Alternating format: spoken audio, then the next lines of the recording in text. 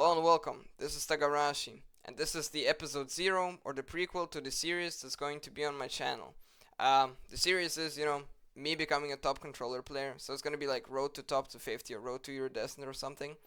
And as some of you know, I used to be a mouse and keyboard player. I started playing at Warzone 2 Season 6, then I played from that point to Warzone 3 Season 2, and then I quit the game, and now I came back to the game. Basically, I wanted to do this series at the start of BO6, start playing controller as BO6 came out and learn controller there. But I was a little bit too impatient, so I started playing controller 2 weeks before BO6's release, and this is footage from there. At the top right, you can see that this is the footage from day 1.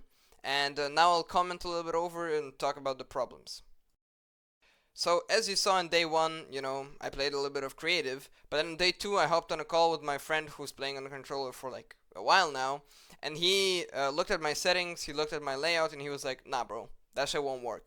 So on day 2, he helped me to put my settings in the right places, and I just went for the rest of day 2 to practice a fucking private match, and I played against bots to try to get used to the binds, to try to get used to the settings.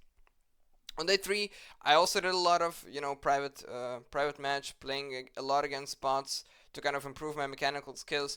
But I also introduced myself to Warzone on day 3, meaning I had a little bit of to learn to put the plates, open the doors, different terrain, more guns, different dynamic as well. Like Warzone is a completely different game from multiplayer, especially from bots. The players move differently, everything is different.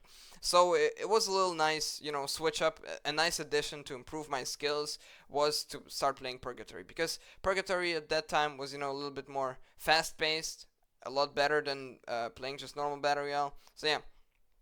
On day 4, I continued playing Purgatory and did exactly the same shit that I did on day 3. But I forgot to record it, so here's footage from day 5 already. On day 5, I didn't play Purgatory. I hopped straight into Rebirth quads, and here you can see in the background some footage from there.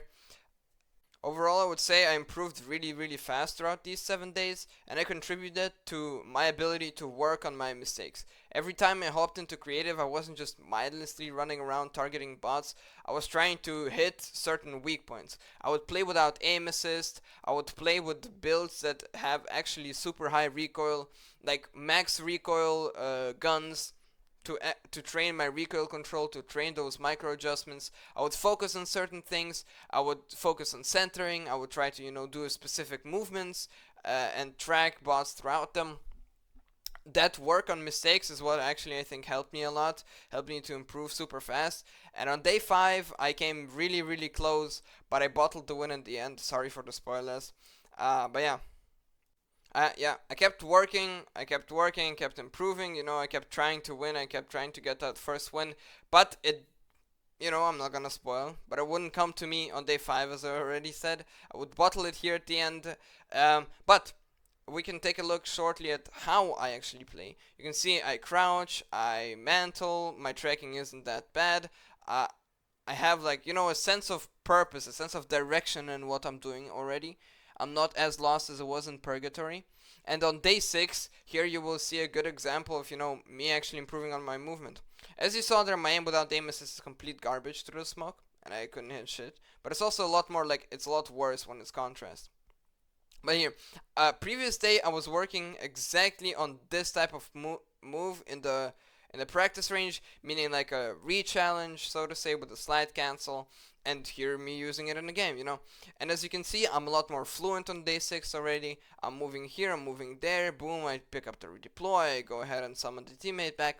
Everything is a lot more together. Again, I have more sense of purpose now. I understand. Of course, my experience, from mouse and keyboard, I was peak rank Crimson, is playing a big role here. I'm not I don't play Warzone for 7 days, but still, even though the game was so amazing and I dropped whole 9 kills, I still died, and I wouldn't get the win until the day 7, where I finally was like, yeah, bro, fuck it, and I hit up my boys on Discord, and that's how we got the win, that's how we got the win.